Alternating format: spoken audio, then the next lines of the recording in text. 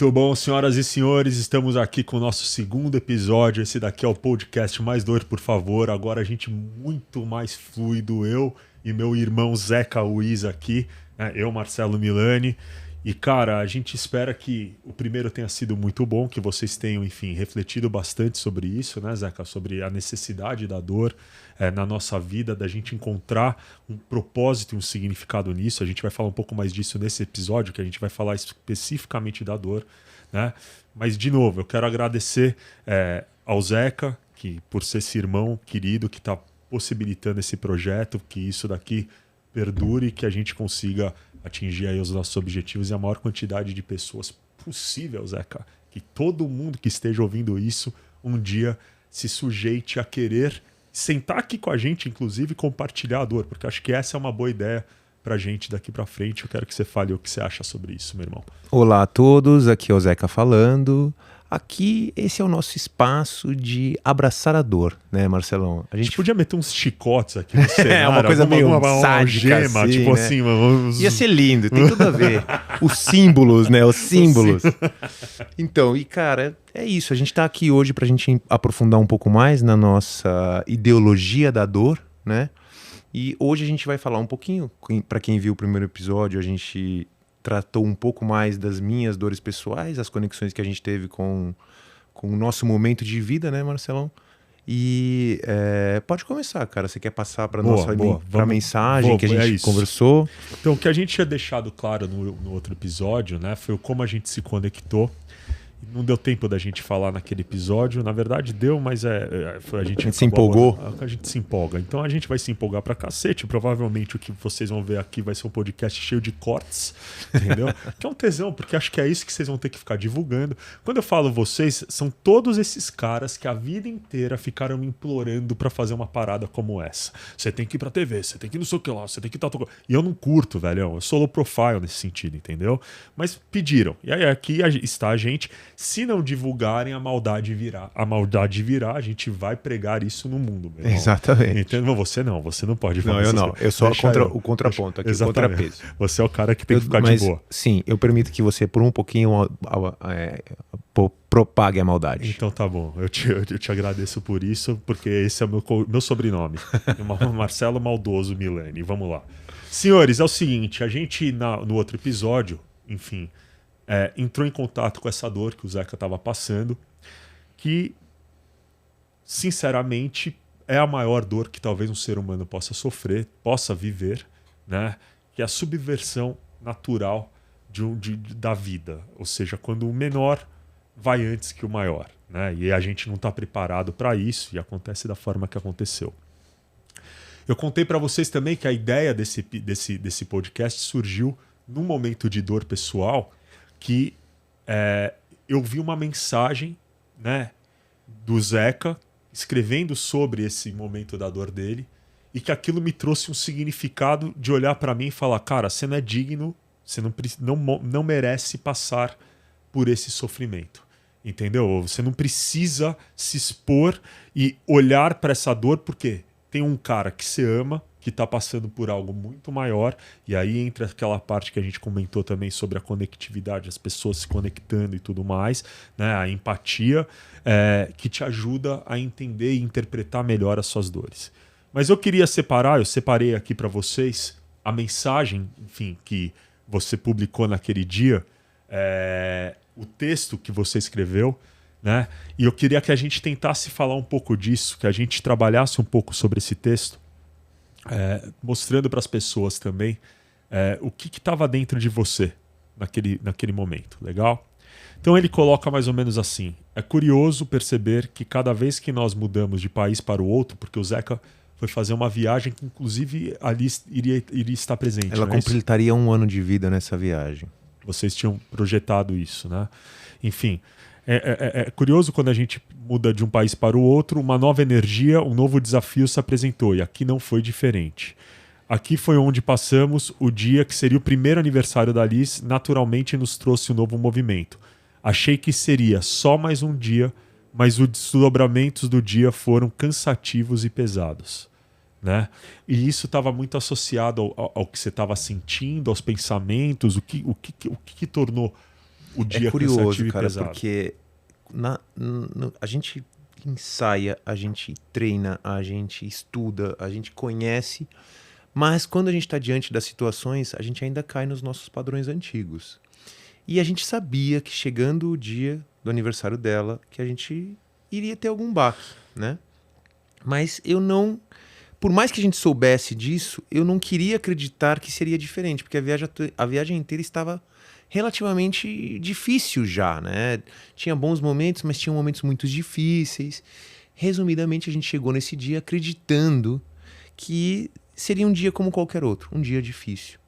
Mas teve ali um evento, porque né, teve uma junção de eventos, na verdade. Por exemplo, a gente acordou o dia, estava extremamente frio e chuvoso. Isso já começou a Coloca a gente carregar. naquele estado.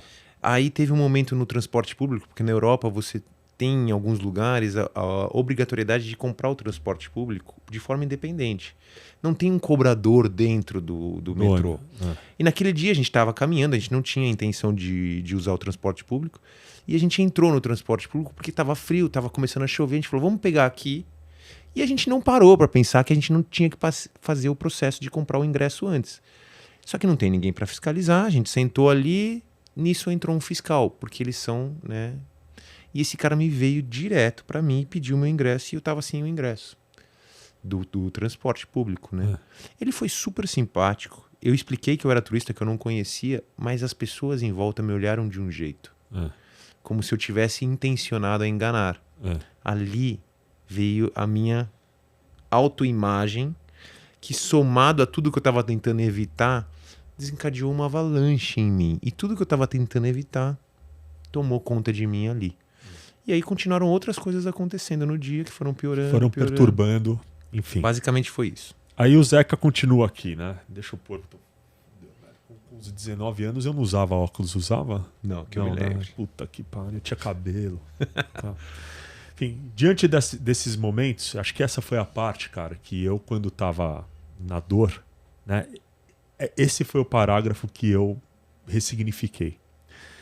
Diante desses momentos de queda, sei que é necessário dar um zoom out, né, que é o padrão da dissociação que a gente fala, elevar a consciência e romper com o sentimento de vítima.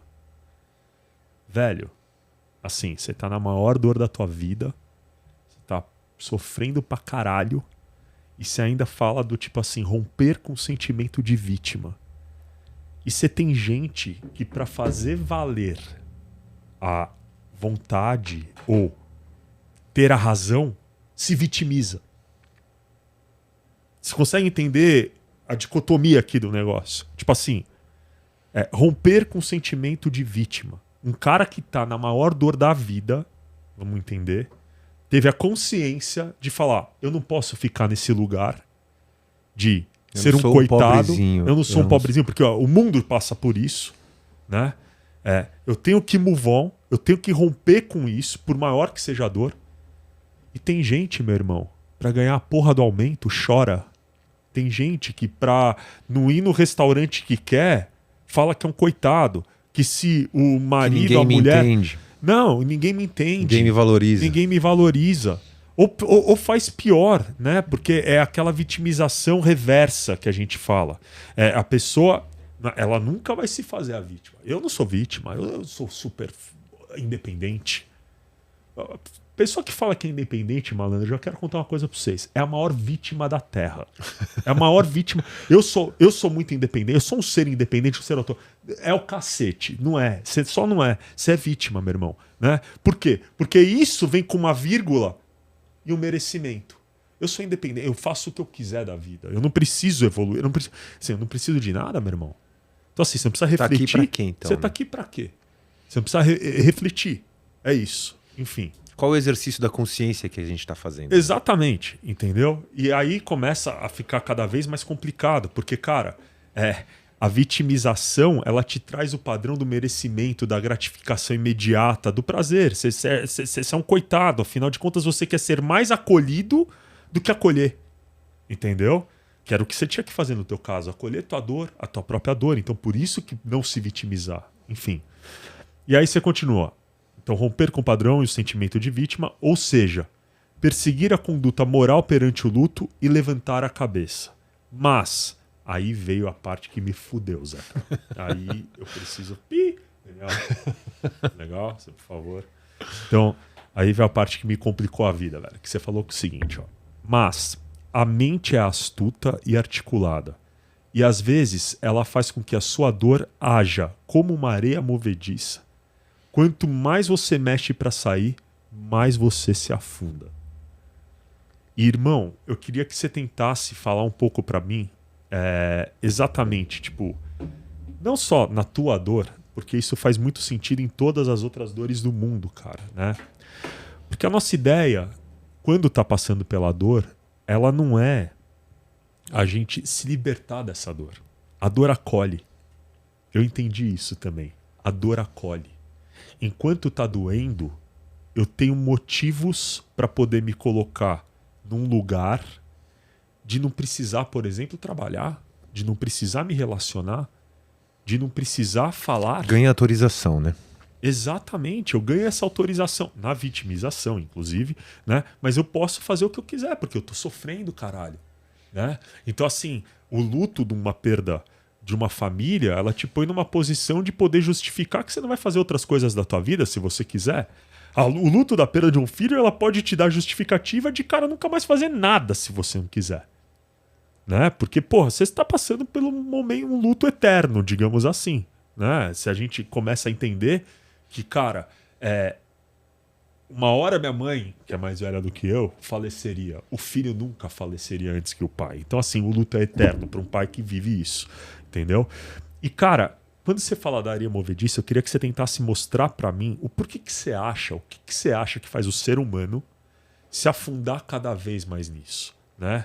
É o ego, é a necessidade do acolhimento, é a necessidade de se sentir bem, é a falta de propósito. O que faz com que a dor humana, quando você começa a mexer nela, cara, ao invés dela realmente falar, agora vai passar, ela parece que fica pior, né? Então, no meu caso, tipo, com términos de relacionamento, cara, quando você começa a olhar para aquilo, você começa a identificar os teus padrões, você começa a olhar e entender o quanto você errou também.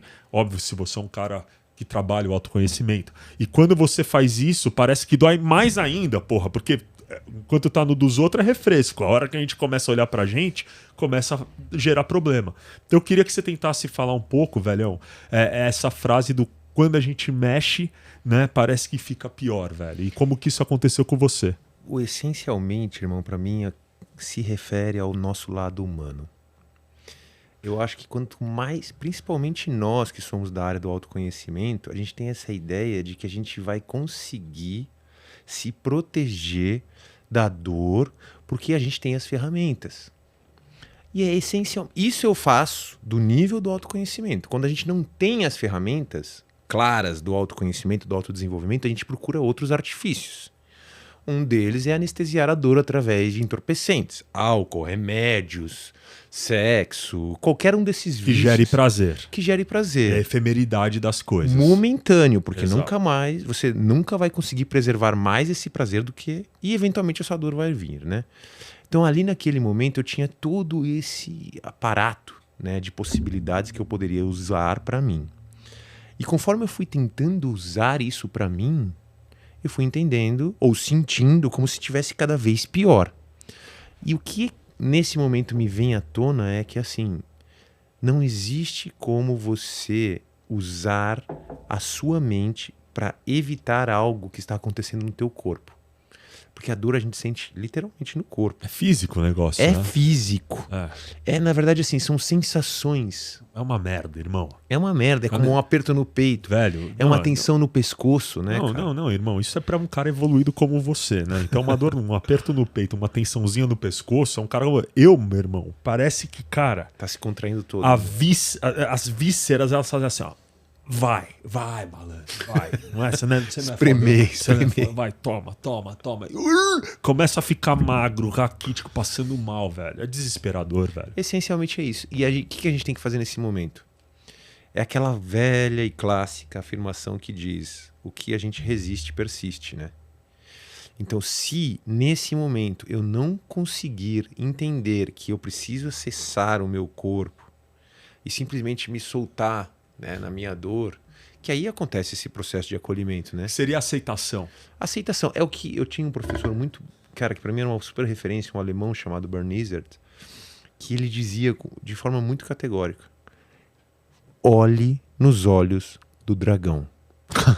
Lembra que eu te falei isso? É verdade, você me falou. Se o dragão está percorrendo todo o sua visão periférica, né? E você está tentando de todos os jeitos evitar, essa cabeça de dragão vai se multiplicar. Porque no fundo, é uma parte sua querendo acolhimento. É você pedindo acolhimento para você. E esse acolhimento, quando não é dado, ele se transforma num dragão, ou como eu tenho uma outra professora alemã também que diz, a Eva Wieprecht, ela diz, se tornam os cães famintos no porão, que são cães que estão desesperados para sair do porão e receber alimento. E você tem que dar o alimento correto, né? Então, ou seja, naquele momento eu queria trancar usando o conhecimento, usando a mente, trancar aqueles cães famintos no porão, ou tirar da minha visão periférica o dragão e curtir a minha viagem. Era isso que eu queria fazer. Só que quanto mais eu tentava fazer isso, mais as coisas iam acontecendo. E aparecendo e te levando para aquele lugar da dor. Exato. Era como se eu virasse o rosto para desviar de um murro, vinha uma voadora, entendeu? Caralho, velho. É isso, cara. Mas isso é uma coisa louca, cara, você tá falando. Porque, de novo, velhão, a gente tem o autoconhecimento. A gente tem técnica, meu irmão. A gente estudou pra isso, velho. E na hora do vamos ver, o bicho... Somos simples humanos. Pega, irmão. O bicho pega, velhão. Entendeu? Vamos lá.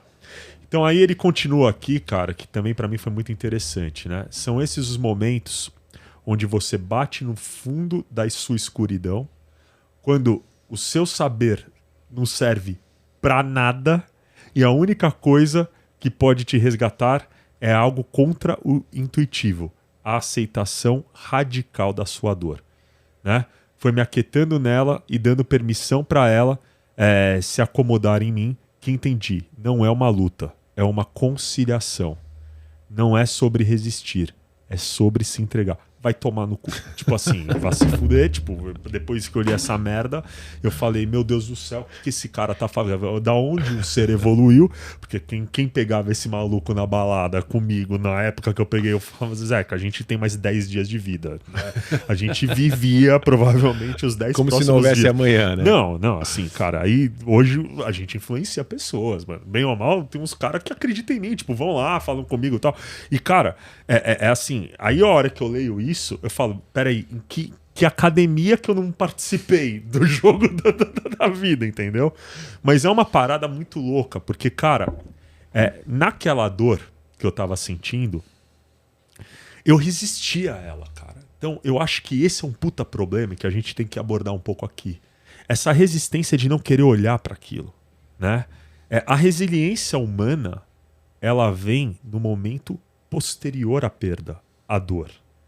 Né? E ela é a capacidade mais bonita do ser humano, aquela capacidade dele voltar pro jogo, velhão, dele recomeçar a vida. Né? Então, assim, isso você vê numa relação, quando você volta pra tua vida nessa relação. Né? Isso você vê no profissional, quando você perde o emprego e depois você tem a capacidade de se remodelar, entender aquilo que você fez de errado e eu passo... E até encontrar um trabalho que te faz mais feliz às vezes. E buscar alguma coisa. E, cara, a coisa que eu mais falo ali pros meus clientes é o seguinte, eu falei, irmão, o profissional, sobretudo, né? A área profissional é uma área que sempre vai voltar pra tua mão, velho. Só depende de você querer sair da onde você tá e procurar outro lugar. Entendeu? Então, assim, existem dores que são extremamente gerenciáveis, digamos assim, né? Mas esse lado da dor de ter que passar por ela, se eu não passo por ela, eu não vou ter a resiliência. Eu não vou ter exatamente a capacidade do overcome, da superação, do voltar pro jogo. E aí, cara, quando eu leio o que você coloca aqui, né, fica muito claro para mim que talvez a melhor forma de eu entrar nessa dor é eu acolher, é eu aceitar. Né? Então você falou essa palavra aceitação. Só que, meu irmão, aceitar a perda de um filho, velho, tipo assim...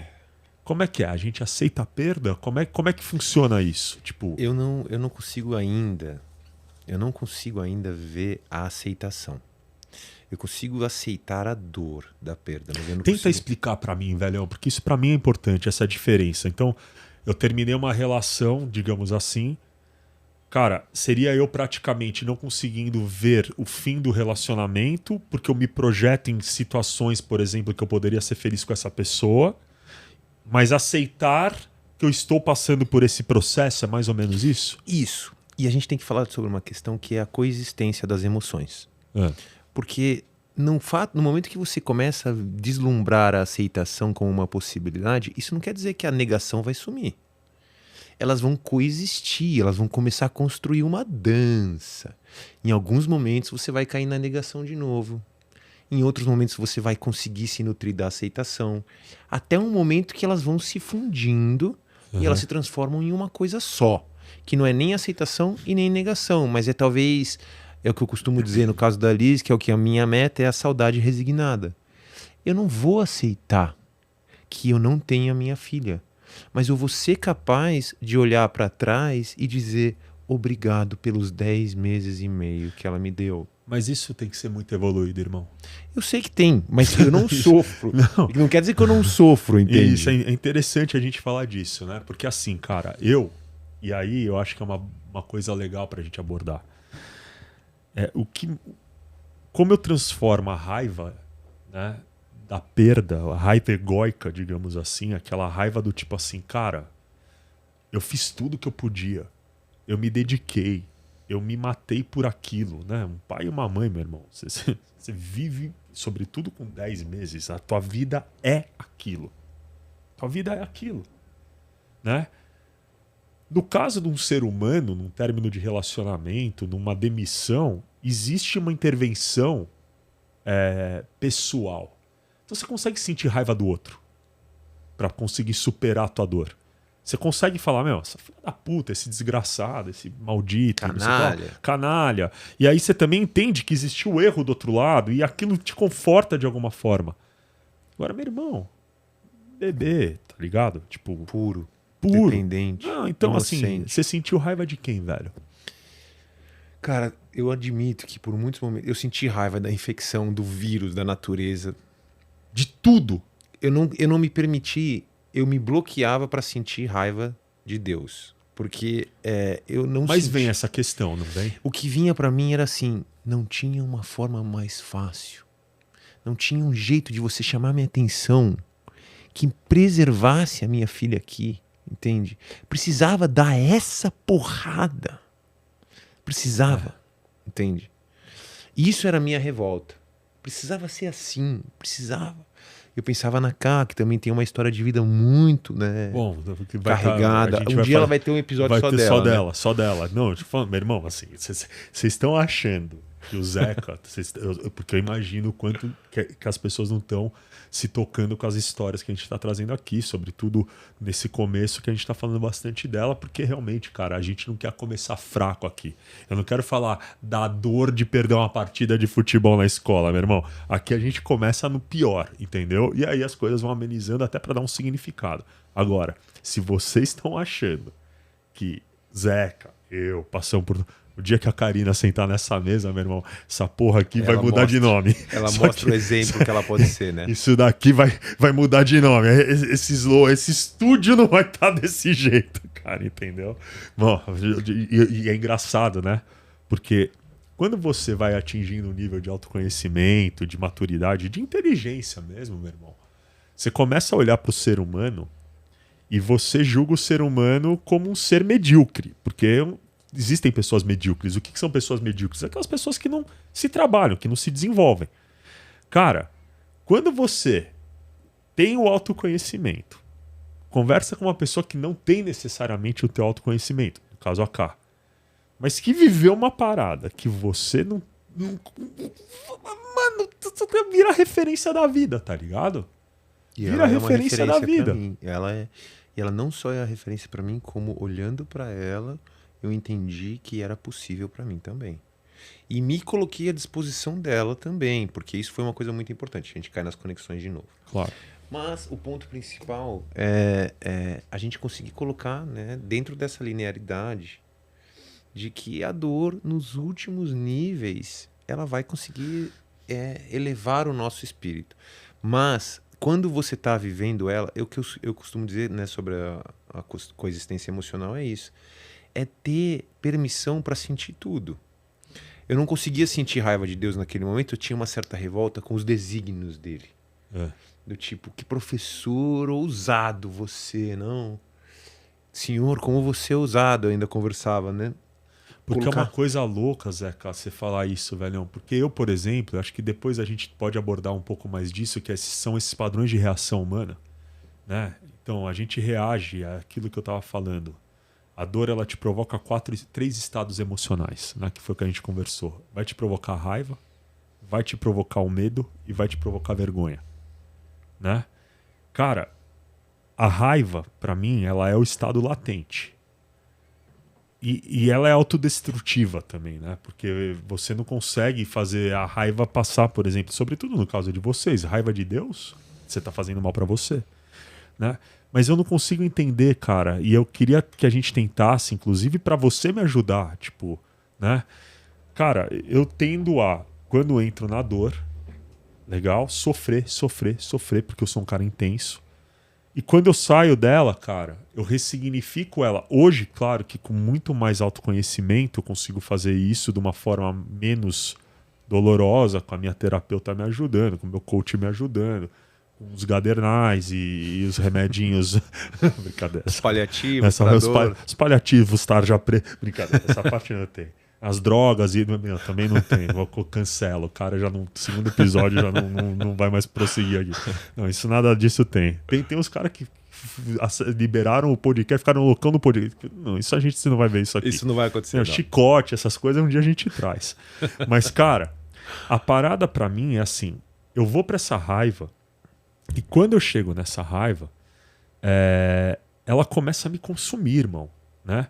E eu queria entender com você qual o caminho, como que você acha, né? Por exemplo, numa emoção raiva, especificamente falando, que eu posso ressignificar isso, entendeu? Porque realmente, se você ficar questionando os desígnios de Deus, a natureza, as coisas que aconteceram e sentindo raiva disso, é uma parada que você não vai resolver. Por exemplo, se eu tô com raiva do outro, eu vou lá e arrebento ele, eu saio na mão, xingo, agrido, e isso exterioriza essa raiva. Agora, quando a raiva ela é direcionada para algo sublime, para algo que não existe, para algo intangível, como que você fez para adormecer isso dentro de você, tá ligado? Meu irmão, é um dia por vez. Era o que a gente falava. Hoje eu tô com raiva, eu estou com raiva.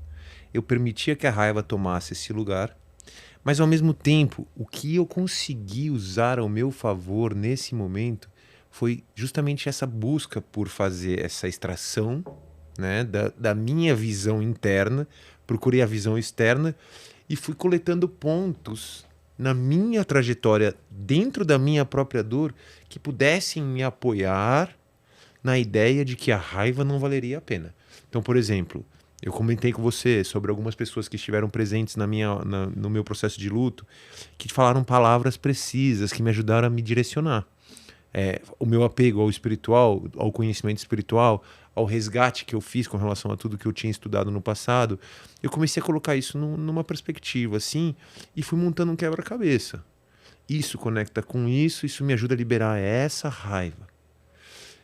E querendo ou não, cara, eu tenho que admitir que eu tive um apego maior ao misticismo do processo, entende? Que, cara, não adianta. Eu vou entrar com conhecimento científico sobre a dor, eu vou entrar com conhecimento científico sobre a dor. Mas o significado, ele tá na narrativa. A narrativa que a gente constrói. Se eu não tiver uma narrativa que me apoia, eu não vou conseguir. Se eu entrar num processo de a dor não existe, ou fortes são aqueles que não sentem.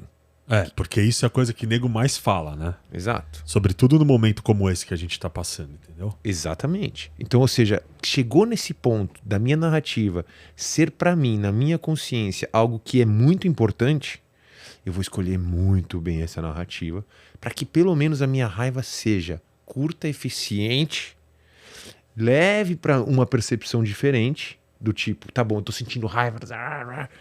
Pego aqui no meu histórico, no meu repertório de experiências, algo que fala, essa raiva vai com isso, direciona pra lá, entende? E foi o que eu fiz. Eu comecei a procurar no meu repertório pessoal tudo que me possibilitaria acreditar que aquela raiva me faria mal. E comecei a me conectar com outras coisas também. Só que o principal aqui é isso, é entender que mesmo que eu faça esse exercício, a raiva vem, a raiva volta. A raiva vem, emoção. a raiva volta. Não adianta. É uma emoção. É uma emoção. O ponto-chave, eu gosto muito de falar isso, tá na palavra. Moção. Movimento. Não existe pessoa que chora e nunca sorri. Somente chora a vida inteira. Tem alguns. Mas é escolha. Já é escolha. Tem alguns. Sim, alguns poucos. Tem alguns. Raros. Mas pelo menos não existe pessoa que apenas sorri. Não. Essa não existe. Essa não existe. Então a gente pode dizer que, mesmo que você seja a pessoa mais feliz do mundo, um momento essa emoção vai cessar e vai entrar uma outra emoção no lugar. O principal é você saber que ela é terminal, né? Ela não é eterna. Ela se torna eterna no momento que você não permite que ela esteja ali. Exato. Tem até o poema do Rumi que ele fala que as emoções são hóspedes passageiros. Né? É uma cultura, irmão. Você perguntar pra mim quem é o Rumi, eu fudeu. Não vou saber te falar. Eu te falo rapidamente. Ele é um filósofo do sufismo, sufista. Sufista. Que é essencialmente um núcleo dos... Qual é a religião do Oriente Médio lá? O Islã, não. Islã, isso, do islamismo. É uma parte mais como se fosse a cabala pro judaísmo, ou o shivaísmo. O sufismo sim, tem o Nasruddin. Exato. Né? Eu lembro bem. Desse mundo. Lembro bem. Aprendi com um grande mestre, inclusive um abraço pra ele, o Alexandre Bortoleto. É um cara que, porra, me ajudou demais aí nessa parte da programação neurolinguística. E a gente vai trazer pro pessoal aqui umas historinhas do Nasruddin, porque são muito boas, são né, muito cara? boas, cara. São muito boas. boas. Sobretudo as sobre dor dele, muito Exatamente. boa. Bom, eu tô vendo aqui que a gente tá chegando no nosso horário. É o seguinte, pessoal, espero que vocês estejam gostando aqui do nosso projeto, da nossa iniciativa. Né? A ideia justamente é tentar trazer para vocês um pouco mais de compreensão dos momentos de dor que a gente passa. A gente está abordando aqui bastante essa primeira grande dor, que é a perda do maior bem da nossa vida, né? Que é aquela subversão da ordem natural das coisas. E a ideia é que a partir de agora a gente comece a justamente trabalhar outras dores. Né? Então eu gostaria inclusive de pedir para quem está aí ajudar a gente nas ideias do que gostaria de ouvir aqui, tanto de mim quanto do Zeca, quanto que a gente consiga trazer para vocês algumas teorias, algumas técnicas e possa também estudar. Então vocês têm que ajudar a gente a estudar, né, Zeca? Exatamente. Porque chega um horário, um momento que a gente fala, pô, vamos falar sobre o quê? Então manda pra gente, vocês estão curtindo o podcast aí, vocês estão gostando do que a gente está fazendo, manda pra gente sugestões e pautas que a gente pode ter para poder justamente desenvolver algo bem específico para vocês. Nossa ideia mais para frente é tentar trazer convidados aqui. Nossa ideia também é falar um pouco mais sobre algumas pessoas que a gente admira e trazer algumas frases, trabalhar essas frases, né, de impacto. Aprofundando cada vez mais a questão da dor e do autoconhecimento, né? Porque é o que eu falo, tudo vai residir lá. Legal? Então eu queria agradecer demais mais um episódio aí, espero que todos vocês tenham gostado. Compartilhem, porque senão a maldição será feita, e isso eu não vou deixar de falar, independentemente da gente estar agora terminando de uma forma legal, bonita, mas eu vou rogar a praguinha. Então compartilhe o máximo que vocês puderem esse nosso podcast, porque a gente quer ficar famoso para não ter que olhar para mais ninguém na rua. Legal, Zeca? Você pode se despedir. Bom, gente, eu quero também agradecer. Acredito que a gente está conseguindo construir pouco a pouco a essência do que a gente quer passar para vocês aqui, né? É isso, é autoconhecimento através da dor, porque uma coisa não está, impossível de separar, né? É acessando as nossas dores que a gente encontra a nossa luz e trevas, então é o trabalho constante em cima do nosso aperfeiçoamento. Agradecer ao Marcelão, que me trouxe essa oportunidade, agradecer ao Daniel aí que tá dando uma força pra gente. Gênio, claro, que tá aqui também apoiando a gente. E todo mundo que, né, vai dar esse apoio já para nós, desde já, a propagar essa ideia, propagar essa mensagem que é muito importante para nós. Vamos que vamos. Muito obrigado, pessoal. Gratidão, meu povo.